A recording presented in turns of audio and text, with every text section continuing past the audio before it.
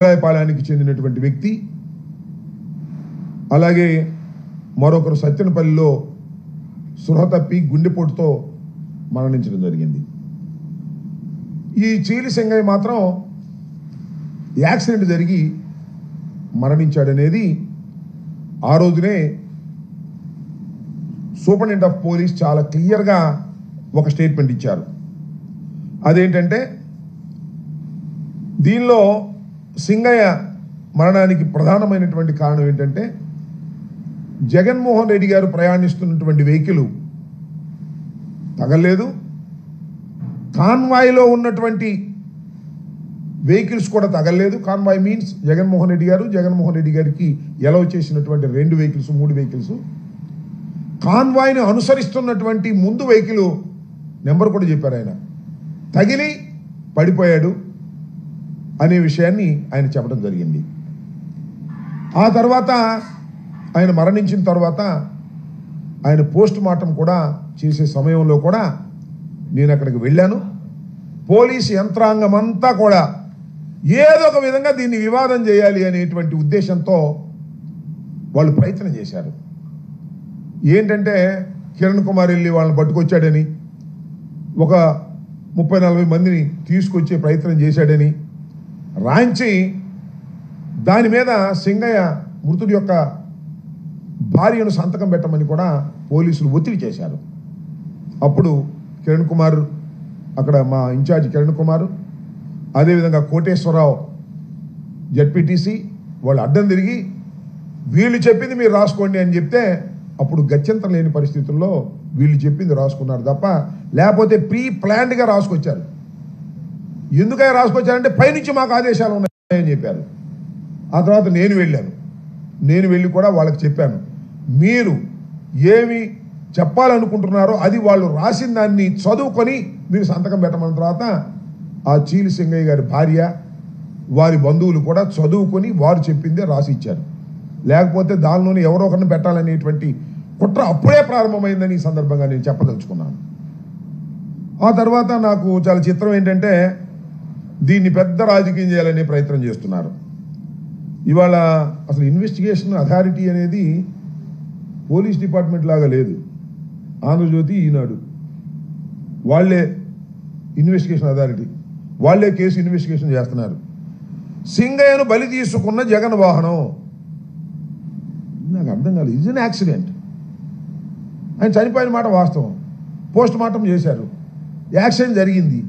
ఏ బండి కింద పడ్డాడో అంటే ఎస్పీ గారు చెప్పాడు, పలానా బండి కింద పడ్డాడు అని, పలానా బండి కొట్టింది అని చెప్పారు. మరి బలి ఏంటి?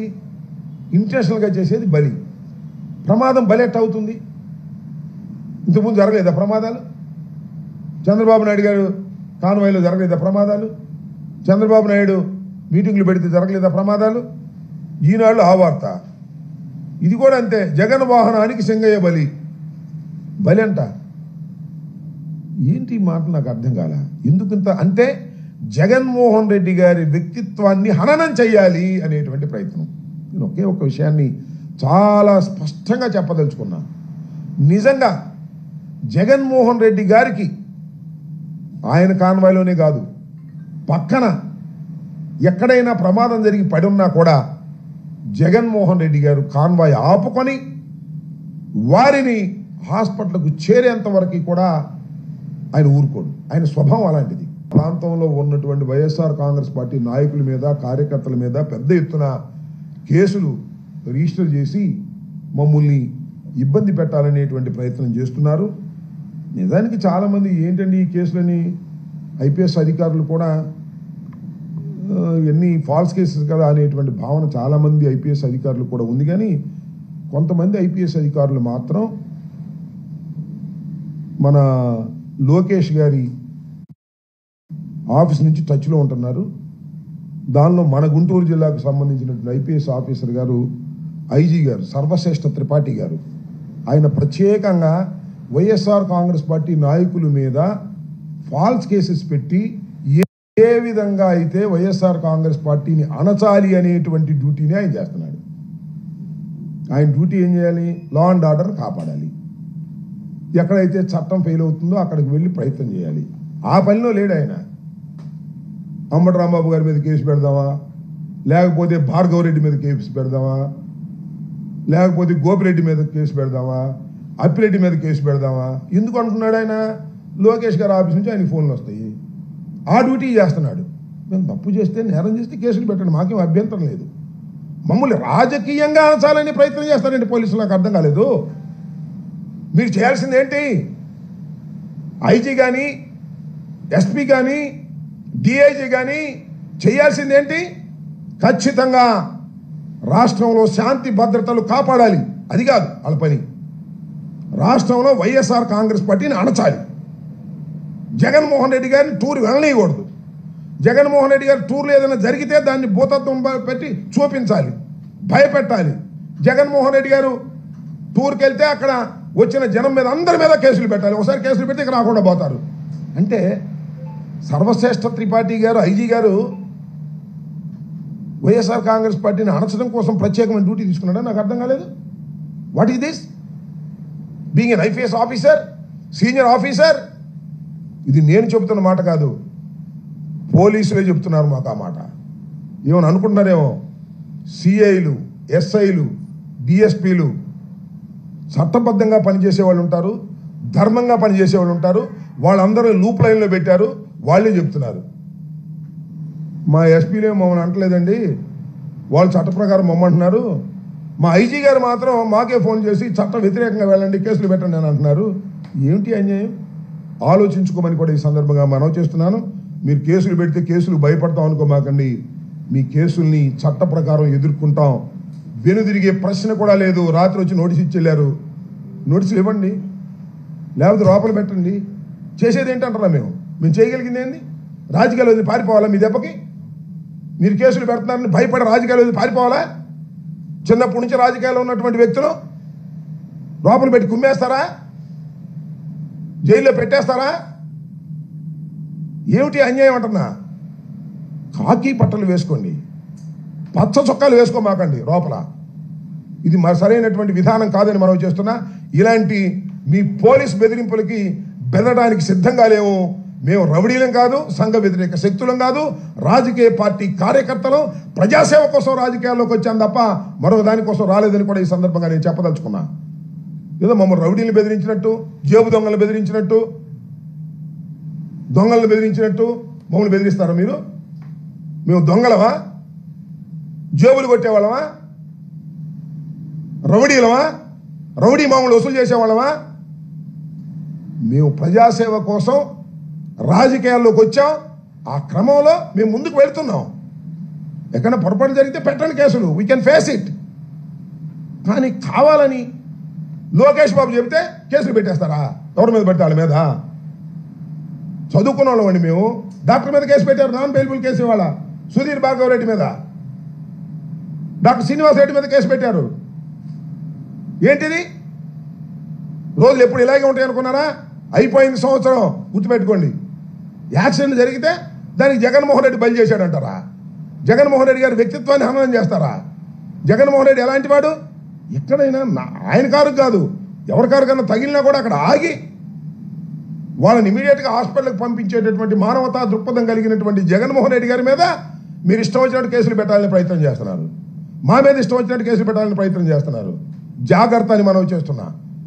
కాకి బట్టలు వేసుకొని చట్ట ప్రకారం వ్యవహరించండి తప్ప కాకి బట్టల ముసుగులో పచ్చ చొక్కాలు వేసుకొని మీరు ప్రవర్తిస్తే మేము దేనికైనా సిద్ధంగా ఉన్నామని కూడా ఈ సందర్భంగా నేను చెప్పదలుచుకున్నాను. న్యాయస్థానాలు ఉన్నాయి ఇక్కడ ప్రజాస్వామ్య దేశంలో.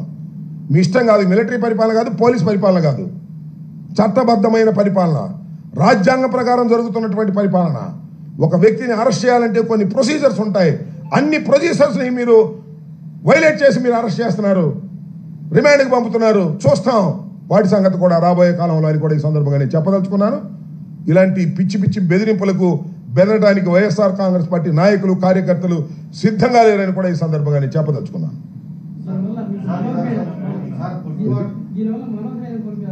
ఎవరు మనోధైర్యం కోల్పోరు, మరింత మనోధైర్యాన్ని పెంచుకుంటారు. నేను ఒకటే మనవి చేస్తున్నా, నారా చంద్రబాబు నాయుడు గారిని 53 రోజులు లోపల పెడితే వాళ్ళ అబ్బాయి కక్ష తీర్చుకుంటున్నాడు. అంతేగా? మమ్మల్ని లోపల పెడితే మేమెంత కక్ష తీర్చుకోవాలి? ఆలోచించుకో లోకేష్. మీ నాన్నని 53 రోజులు లోపల పెట్టారనే కదా ఇంతమంది లోపల పెడుతున్నావు. నెల తరబడి లోపల ఉంటున్నారు. వాళ్ళ కుటుంబాలన్నీ కక్ష పడితే నీ పరిస్థితి ఏంటో ఆలోచించుకో. మమ్మల్ని కక్ష పెట్టి లోపల పెట్టిస్తావా? మనోధైర్యాన్ని ఈషన్ మాత్రం కూడా కోల్పోయే పని లేదు. మనోధైర్యాన్ని కోల్పోయే వాళ్ళు రాజకీయాల్లోనే ఇవాళ లోకేష్ రెడ్ బుక్ రాజ్యాంగంలో ఉండటానికే వీల్లేని పరిస్థితి. మనోధైర్యంతో ఉన్నవాళ్లే ఇవాళ రాజకీయాల్లో ఉండాలని నిర్ణయించుకున్నాం. మా మనోధైర్యాన్ని కోల్పోము. ఈ క్రమంలో ఈ పోలీసు వారు పచ్చ చొక్కాలు వేసుకొని పరిపాలన చేసే పోలీసులు కొంతమంది, అందరినీ అన్నో, వాళ్ళు చేసే క్రమంలో, మా మీద కేసులు పెట్టే క్రమంలో, మమ్మల్ని అరెస్ట్ చేసే క్రమంలో, మమ్మల్ని హింసించే క్రమంలో ఏమైనా సిద్ధం. దానిలో సందేహం లేదు. నెల రోజులు పెట్టుకుంటారా, సంవత్సరం పెట్టుకుంటారా, జగన్మోహన్ రెడ్డి గారి లాగా 16 ఏళ్ళు పెట్టుకుంటారా? జైల్లో పెట్టుకోండి, చూస్తాం సంగతి ఏంటో. జైల్లో ప్రాణాలు పోతాయా చూస్తాం. అది కూడా ఏంటి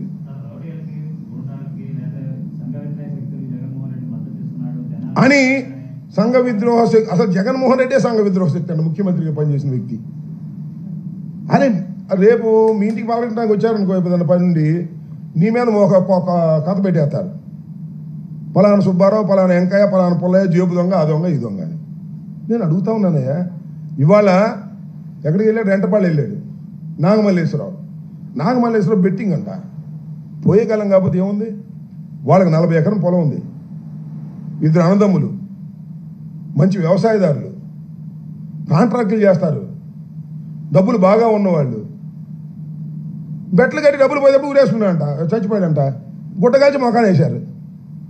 సరే, తెనాలి వాళ్ళు వాళ్ళ సంగతి ఏదన్నా కానీ మేము వెళ్ళింది దేనికి?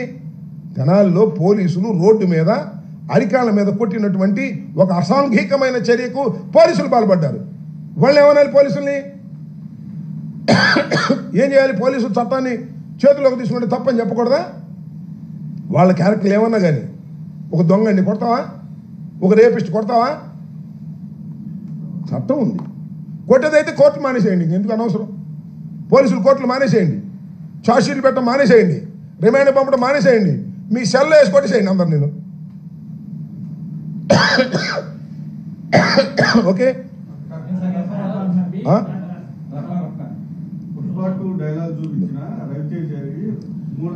ఏందండి నాకు అర్థం కాలేదు. ఎస్, నేను చెప్తాను. రఫా గురించి మీరు కూడా అడిగేది. మొన్న రేవంత్ రెడ్డి ముందే మాట్లాడాయా? ఎవరు? అల్లు అర్జున్ ఒక సినిమా డైలాగ్ చెప్తానండి అని రేవంత్ రెడ్డి దగ్గర చెప్పాడు. రఫా రఫా రఫా అని చెప్పాడా లేదా? కేసు పెట్టమని అతను. నేను చెప్తాను, నేను చెప్పేది నబ్బా, అది కూడా చెప్తాను. ఒక సినిమా డైలాగ్ని ఒకడెవడో అమాయకుడు కానీ ఇన్మేచుడు కానీ అటు పట్టుకున్నాడయ్యా. అదేమి రైట్ అని నేను అంటలా. అసలు నేను ఇక్కడ ఆలోచించాల్సింది ఏంటంటే, అదేదో ప్రీ ప్లాన్గా పెట్టించామని నేను, జగన్ గారు, లేకపోతే ఆయన పేరేంటి సజ్జల భార్గవరెడ్డి, మేమే రాసి వాడిని పట్టుకోరా అని చెప్పామని చెప్పించారు. వాడి చేత, ఆ కుర్రోడి చేత భార్గవరెడ్డి పేరు చెప్పించారు, సుధీర్ భార్గవరెడ్డి పేరు చెప్పించారు, కావాలని చెప్పించి ఆయన పెట్టారు. మేము చెబుతామండి ఆ పనులు, మేము చేస్తామండి ఆ పనులు. సరే, నేను అడుగుతున్నా, ఒక అమాయకుడు, ఇంకో విషయం తెలుసా మీకు? మీ పేరు చెప్పనప్పుడు అందుకే పేరు చెప్తే తేడాలు వస్తున్నాయి. ఏమో తెలుసా? అతను తెలుగుదేశం అన్నారు. తెలుగుదేశం సభ్యత్వం ఉందంట. అంటే తెలుగుదేశంలో సభ్యత్వం ఉన్నవాడే సంవత్సర కాలం పరిపాలన తర్వాత రఫ రఫ రఫ అని పెట్టాడంటే ఏంటి? మీరు ఎక్కడికి పోతున్నారు? మీ ప్రభుత్వం. ఒక కుర్రవాడు తెలుగుదేశం సభ్యత్వం ఉండి రఫ రఫ కోసేస్తాం అంటుండే మీ కార్యకర్త అంత తిరగబడ్డాడంటే మీరు ఎక్కడికి పోతున్నారా? లోకేష్ ఎక్కడికి పోతున్నారా? Chandrababu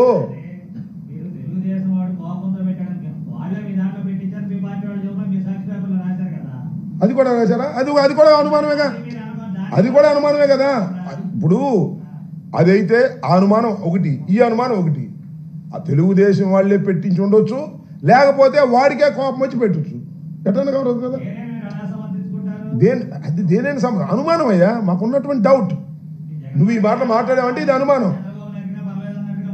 no no no no no no no no no అది సినిమా డైలాగ్ పెడితే తప్పేంటి అన్నాడు. సినిమా డైలాగ్ పెడితే తప్పేంటి అన్నాడు. రకరకాలుగా పెడుతుంటారు మాస్లోకి వచ్చినప్పుడు. నేను చెప్పాక ఇందాక అల్లు అర్జున్ డైరెక్ట్గానే చెప్పాడు రపా అని.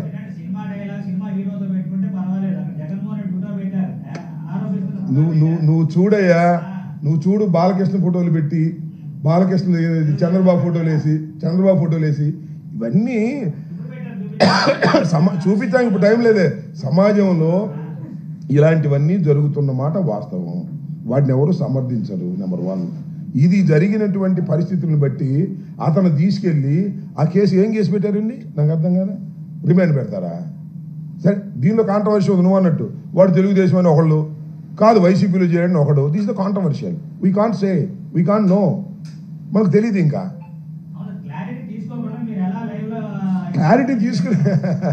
క్లారిటీ తీసుకోవడానికి వాడి పుట్టు పూర్వోత్తరాలు ఆపోటే వచ్చినాయ్యా.